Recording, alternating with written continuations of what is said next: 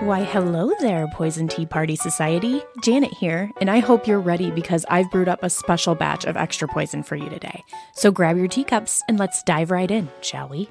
I came across this legend while doing research for the podcast, and I couldn't believe I had never connected all the dots before. The story of Lady Godiva is not one I've ever learned about in school, and I grew up in the 90s, so I'm willing to bet it's not one the kids are learning about today either. But I can remember several instances throughout my life hearing her name, Lady Godiva.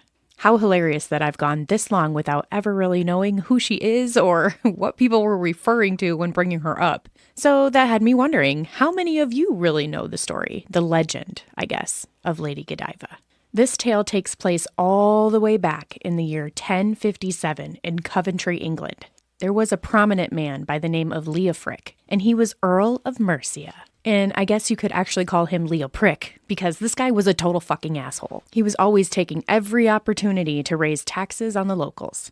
Leofric was fortunate in many ways, but perhaps most of all, he was married to the most beautiful maiden in the land, Lady Godiva. Lady Godiva was more than just beautiful. She was incredibly kind, generous, and compassionate, and she was completely disgusted by what her husband was doing to the citizens of Coventry. Lady Godiva knew she had to do something. She went to her husband again and again, over and over, both publicly and privately, to plead with him to lower the crippling taxes on the commoners. But each time, Leofric refused. What an asshole. Finally, after enduring yet another public plea from his own wife, a light bulb went off in his head. Leofric thought he had come up with the perfect way to make Lady Godiva abandon her campaign against him. The Earl said, and I quote, "Mount your horse naked and ride through the marketplace of the town, from one side right to the other, while the people are congregated, and when you return, you shall claim what you desire." End quote. I mean, what the fuck? I can imagine the cocky smirk he must have had on his face while he said this. He probably thought there was no way in hell she would ever do this, but to everyone's surprise, especially Leopric's, Lady Godiva accepted this challenge without even the slightest hesitation, wiping that smug smile right off her husband's face. Word traveled through the town that Lady Godiva was to ride naked through the streets in order to free people from their heavy tax burden. And as you can imagine, the already loved Lady of Mercia gained even more admirers. The citizens of Coventry decided that on that day that Lady Godiva was to take her ride, they would all stay home and shield their eyes away from her nakedness to preserve her honor as a way to show their gratitude for her sacrifice. So the day finally came, and Lady Godiva, accompanied by 2 guards, stripped off her robes, mounted her horse, and used her long flowing hair to cover what she could of her naked body.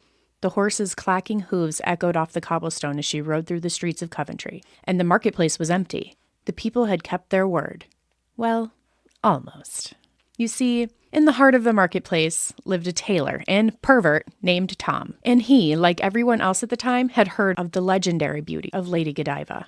He couldn't resist the temptation to take a quick peek of her. No one would know, he thought. So, in true pervert fashion, he spied on Lady Godiva in all her nakedness as she rode past his house.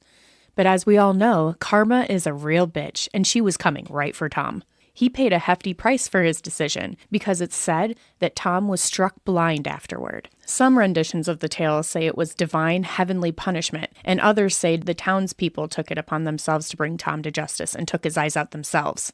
Either way, from that day forward, Tom became known as Peeping Tom, thus giving birth to a very familiar reference that we still use today.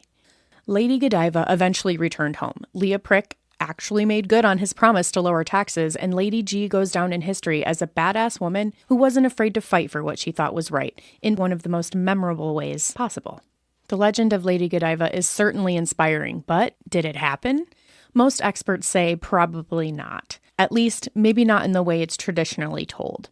At the time the story takes place in history, Coventry didn't even have a bustling marketplace paved in cobblestones yet. It was much less grand than the story makes it sound. On top of that, a woman holding a station like Lady Godiva almost certainly would have never rode through the streets completely naked. But she may have dressed below her station as a commoner, and at the time, that would have been seen as more impactful anyway. Experts believe it's possible that the quote-unquote nakedness referred to in the story is actually more symbolic than literal, meant to convey that she was a woman who generously stripped herself of worldly possessions in pursuit of justice for her fellow man. But whatever you believe, Lady Godiva was a real woman, hailed for her generous, loving, and compassionate spirit. She left an inspiring, lasting impression on the world that's still remembered to this day. And as for Peeping Tom, well, he left an impression too, though I'm not sure he's making his mother very proud with it. That's going to do it for Extra Poison tonight. I hope you enjoyed this tiny taste of the finer things in history. Follow us on Facebook and Podbean, search the Poison Tea Party Podcast.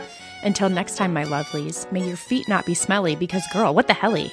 And may your poisons be extra. Bye.